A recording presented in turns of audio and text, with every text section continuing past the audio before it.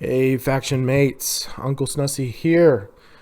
Just wanted to do a quick kind of tips and tricks video for Feud for the first time, and I think ever. We are putting in an expectation of a minimum amount of participation in Feud for our faction. Up until this point, we've just been kind of rolling with, do contribute, but no real expectation, right? But if we want to make it to the next level, whether that's top 100, top 80, top whatever, right? Who knows where the limit is? We've got to set the bar somewhere. And for some of y'all, that may be a little nerve-wracking. You might be a little nervous. You might think the bar is set really high. And so that's the purpose of this video, is that I want to show you that there's a chance that the way you've been approaching Feud has resulted in significantly lower scores than what you might be capable of with your roster. And so I kind of wanted to do some tips and tricks. I'm probably going to do a secondary follow-up video because right now the Feud hasn't started. So there's only so much I can show you going into the Feud, but I want to kind of show you, the results of what I'm talking about and show you that you don't have to have a roster like mine to put up some pretty significant scores. So the first thing that I want to point out and talk about and highlight, and it's the most important part, it's this right here. This score that you get for winning with a superstar for the first time in the brawl. So 12,000 bonus points for using a new superstar to win a match in a brawl. So what's a brawl? A brawl is a 30-minute time where you and a partner from the faction go into a fight with two other people, or sometimes it's 5, right? Sometimes there's 5 slots and there's 5 on 5.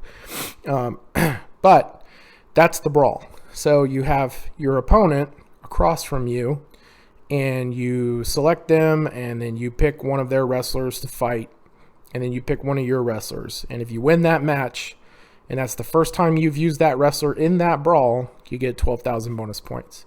Now this number changes from feud to feud, right? 5,000, 10,000, 12,000, 15,000, whatever. But that's the biggest score you can get, right? You can beat a 4-star gold and you get 10,000. And if you beat a 4-star gold with using a wrestler for the first time, then it's 22,000, right? But this right here doesn't care how strong your wrestlers are. And so that's the trick that I think people miss when they go into Feud. The trick is, it doesn't matter if you brought 5 superstars with you and they're all 1K, 5K, 8K, 12K, doesn't matter. If you can win with them, you get 12,000 points. And so that's the secret sauce to racking up a score, a bigger score, faster in this game, right? And so how do you apply that when you're setting up your team? So that's what we're going to talk about next. All right, so here's what I do when I first look at what the lineup potentially looks like for a feud. I'm going to look at all the spots where people that I'm facing are probably going to be able to put a wrestler, right? So most people that come into a feud, they're going to fill all the spots they can fill, right? And they're going to blindly do it. I'm going to put my best powerhouse here. I'm going to put my best striker here. I'm going to put my best showboat here. I'm going to put my best trickster here. I'm going to put my best acrobat here. If I have a technician that's 4 stars that meets this criteria, I'm going to put him here. I'm going to put it in it, right? So they're going to load up every spot with the absolute best wrestler they possibly can, anywhere and everywhere they can, right? So when you look at that, you got to kind of think about, well, what's the average person who's going to play the feud going to be able to fill? Well, they're going to be able to fill these all easy, right? Because there's no star requirement. So that's 1, 2, 3, 4, 5. That's 5 spots, right? So you're going to see a lot of people with 5 spots full. You might see, next to that, you might see people with 6 spots full because they can fill the NWO. And then next to that, you might see people with 7 spots full because they can fill this one, right? You're going to see a lot less people that are rolling these 2 characters right here to make it a total of, what's that, 9, right? That is going to be super rare. Unless you're playing against a top 20 faction or something like that, you're probably not going to see much of that, right? So you're going to see lots of 5, maybe some 6, maybe some 7. So when you're putting together your group that you're going to roll out, what I would recommend is think about the 5. So think about putting in 5. Don't put in your absolute best 5 and have them all stair-stepped and staggered, right? With like one 10K and a 7K and a 9K and a 2K, right? Don't do that. What you want to do is, first off, you want to leave at least one slot to be just a scrub, just an absolute, 400 talent to 800 talent scrub if you have one. And then go ahead and on the other slots, have everybody relatively even across the board. So that if for you, that means they're 10K in strength, cool. If that means they're 5K in strength, cool. If that means they're only 2K in strength, cool. Just have them all relatively the same strength and then have one scrub in there. Why? So the scrub serves 2 purposes. The scrub serves the purpose of, 1, allowing you to intentionally lose a match to break free of the lane that you currently possess and have locked, so that your teammate can then jump into that lane and maybe take care of anybody that you couldn't defeat. The second purpose of the scrub is it lowers your overall talent score compared to had you filled every spot with your absolute best. So by lowering your overall talent score, when the AI of the game is trying to match you up with an opponent, they're going to try to match you up as close as it can possibly get in talent and in number of wrestlers. So by having a scrub in there, you have lowered the talent compared to someone else. If you only have 4 spots full of wrestlers you're going to actually fight with, and then one's a scrub, and then you go up against somebody that has all 5 spots filled, but has the same talent as you, that means every one of them has a little bit less talent than you, which results in you having an easier time beating them, right? So let's go ahead, and I'm just going to throw some examples together for y'all. Okay, so take a look at this, right? So here I took a bunch of people that are 3,500 in strength, right? Bunch of 3-star bronze, a 3-star silver, and then my infamous Darren Young, my awesome 1-star silver Darren Young, which FYI was 1-star bronze until I got a 1-star silver fuse. Thank you very much. Anyway, so here we go. Bunch of 3,500 wrestlers. And you look at that and you go, well, why wouldn't you bring, if you had somebody 7, 8, 9K for this spot and the rest of these you didn't, why wouldn't you bring your 9K?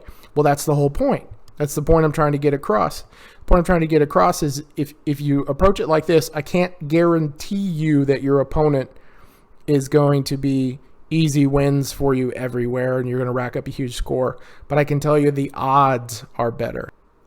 So the point in doing it this way is that when the matchups happen, you're going to have a pretty good shot at getting an opponent in which, when their average right here is 14,000, and let's say they have 5 wrestlers in here, right?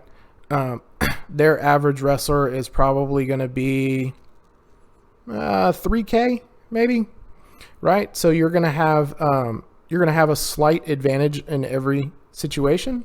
And not only that, if you make sure that you pick a color that has the 25% gem damage bonus, then go ahead and take care of that. And by the way, if you can fill this row here and still kind of keep it relatively even, by all means do that, right? Get the fill bonus.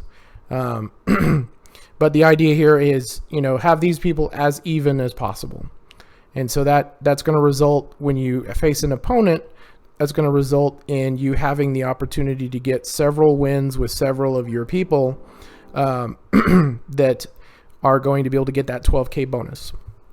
Now, yes, there are going to be times where you're going to get bad luck and you're going to find that you're going against somebody that only has 2 characters in the entire roster and they're both 7K, right? And there's nothing you can do. And that's okay. Let that go by. Maybe your teammate can jump in there and take care of those, and maybe they have some people on their opponent maybe has some wrestlers in there that you can knock out with your people, right? So communicate with your teammate, right? Or maybe they brought 2 7Ks and a couple of scrubs. So go knock out the scrubs, get your bonus points for knocking out their scrubs, because if they brought 2 my Darren Young type people and you beat them both, you get 12K credit for each of them, right? So go ahead and knock those 2 people out, then use your scrub to throw a match and break that lane, and then maybe your teammate can come in and clean up. One part that's important about using this strategy is you want to try to jump in with your teammate being pretty close to you in talent, so that way you don't get messed up where, like, if I come rolling through and I'm bringing 70 or 80,000 of talent with me and I join up with you, I may have put you in a pretty awful spot, right? Because the combined talent of the 2 of us is what the artificial intelligence is going to use to try to figure out who the matchup is. And then I probably at that point have screwed you. I've gotten in a couple of situations and we've actually gotten out and made it work, right? Usually what ends up happening is maybe there's some wrestlers in both yours and my lanes where you can beat them. And so I leave the ones in mine, you take the ones in yours, then we switch off and I take out the ones you can't beat in yours. The idea is to, preserve your health packs, right? Don't just go in there and kill all of your wrestlers trying to take down someone stronger than you, right? So that's not the idea. Preserve your health. The idea, what I want to see is that you come out of this with 4 wins, all with the 12K bonus, and maybe just a little bit of health packs that you need to use to get these people healed up, or maybe you swap them out with another group of people, right? But that's the idea. You want to try to score a high amount of points per brawl, and if you're scoring 48,000 bonus points because you're using a different wrestler in each match, you're going to meet the requirement that we have for the feud in about 2.5 hours of invested time in the feud. If things go your way, you might have some bad feud matches and you have to eat it and wait 30 minutes. But all in all, there's a really good chance that if you do it this way, there's a good chance you're going to meet the minimum in probably 2.5 to 3 hours.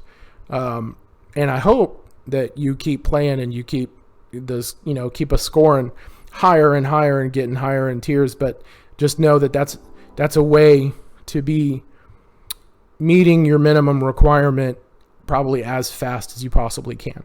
And so, I've got this example right, and let me show you some more. Okay, so, ignore who I'm picking for these spots. That's not the point I'm trying to drive home. The point I'm trying to drive home is that, like in this case, they're all 5K, right? And do you want, like, if you ask me and you say, hey, I can do this strategy with 3K or with 5K, but I can also do this strategy with 9K or 12K, what should I do? Well, I would suggest you take the stronger people. If you have 5 4-star bronze or 4-star silvers that are all relatively close in talent, 4 plus a scrub, and then do it, yes, because you're not just getting this score, right, but you're also you're getting a little extra score here or a little extra score here, right? And all of this helps.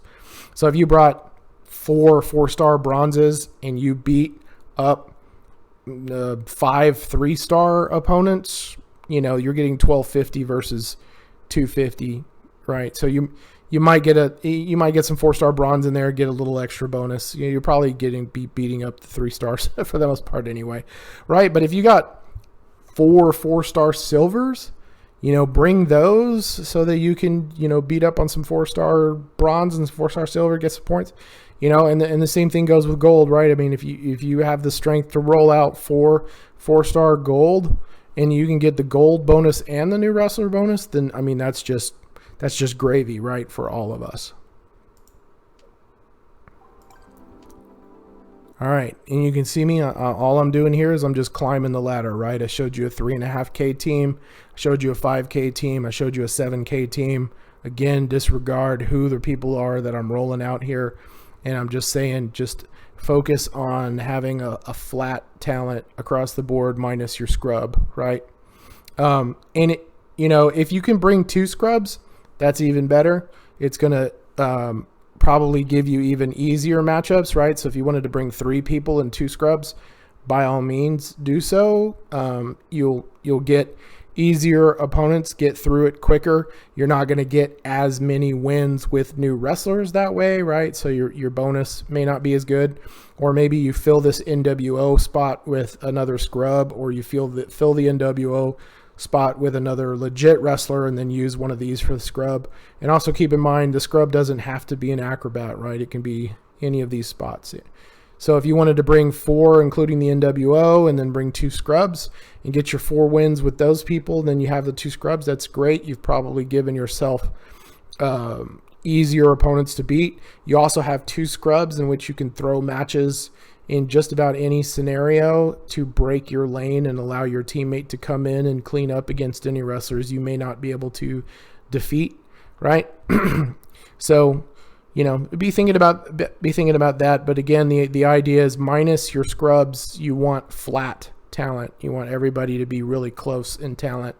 And then when you're actually facing your opponent, you want to use the edge you have in gym bonus damage. Showboats have a 25% edge over strikers. So use your showboat against a striker.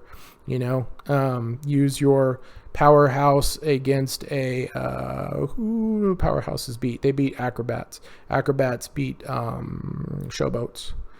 And then strikers are good against tricksters. Tricksters are good against techs, I think is how that goes. Anyway, so that's a strategy. So that's the strategy where you're probably going to have to use some health packs, right? Because what's going to end up happening is none of your wrestlers are actually going to end up being fully injured. So there's not going to be anybody to submit to the faction to heal. Your wrestlers are going to need some health packs to recover. Most of the time when you do this, the health pack cost is pretty darn small though, because you should be getting a lot of pretty easy wins. And so you don't need a lot of health packs. The other thing you could do is if you have 4 7K wrestlers and you want to rotate them out, right? Take these out, put in some more 7Ks, or take them out and put in 5Ks, right? But again, the idea is keep them flat, right? And so that should lead to better matchups. So you could have a 3.5, 4K, a 5K, 7K, and 9K team, and you could just be rolling them out and just leaving the other ones on the sideline to sort of heal as that timer runs and their health slowly recovers. You could do that if you wanted to. But now there's a second strategy, and this is a strategy where this is more or less about really keeping a low health pack cost, but being willing to grind. And so the way this strategy works is you would actually only take 1 or 2 decent wrestlers with you and then throw in some scrubs. And when you do that, when the AI is picking opponents for you, like let's say I had this, I'm just going to go ahead and change them out so you can see. All right, so let's say this is my team, right? I'm taking these 2, roughly 7K, and I'm taking a bunch of scrub talent people with me, right? So the overall number right now is 15,901. So what I'm probably going to get as an opponent is I'm going to get somebody that has 5 wrestlers, none of them scrubs, right? So they're probably going to be each maybe 4K. So really easy opponent for me to beat with these 2 people, to just beat up on a bunch of 4Ks all day long. But I'm only going to get 2 of the bonuses. So I'll get the credit in the scoring for beating the 4K 3-star people, right? I'll get this credit, but I won't get this. I'll get only 2 of those.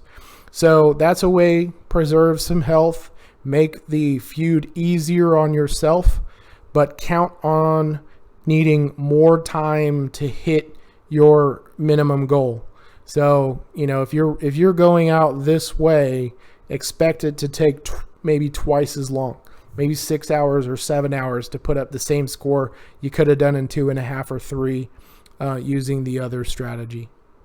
And so that's really it. I mean, I guess if you wanted to get into some advanced stuff, thinking about some other things that I tend to do when I'm picking the people for these spots, I try to pick people in which I'm not going to have any overlap in what coaches and trainers I need to use. And the reason is really about speed. So I don't want to be swapping coaches and trainers mid-brawl, and I don't want to be swapping coaches and trainers between brawls. I'm going in, finishing a brawl, coming out, healing up, going back in, coming out, going back in, right? I don't typically swap out wrestlers in my feud. I typically roll with the same team the whole time. The only time I make changes is if I'm seeing a lot of something in a feud and I feel like I need to make adjustments. Like maybe a lot of people are using Slick Rick with 2 purples. So I decide, well, then I need to bring my 6, right? Or I need to bring my Phenom as a purple steel, right? So that I have somebody to match up against people that I'm seeing a lot of when I'm brawling in the feuds. But other than that, I tend to roll with the same group of people. And again, I tend to think about, maybe this person uses a lot of red moves, this one's black, and this one's yellow. And so this one's using Sting as an MP trainer, and this one's using Bray Wyatt, and this one's using Akam, and so I don't want to have 2 wrestlers, like I don't want to have 2 people that need Akam in. Vince would be a perfect example. His big moves are yellow, right? So if his moves are yellow and my Showboat's moves are yellow, I don't want to be flip-flopping Akam back and forth all the time, right? So when I'm picking who I'm going to bring, I'm taking that a lot into consideration as far as what their trainer needs and their coach needs are, so I don't have to be swapping a lot of people around and spending a lot of coin that way. All right, well, I hope that some of this you found useful, and I will also kind of be doing a showing and explaining in a live video probably during this feud that I'll post in case what I'm talking about is not making sense. Hopefully, maybe if you see it in action, the light bulb will go off and you'll realize what I'm what I'm trying to help you and talk to you about. Good luck, guys. I'll see you in the battlefield.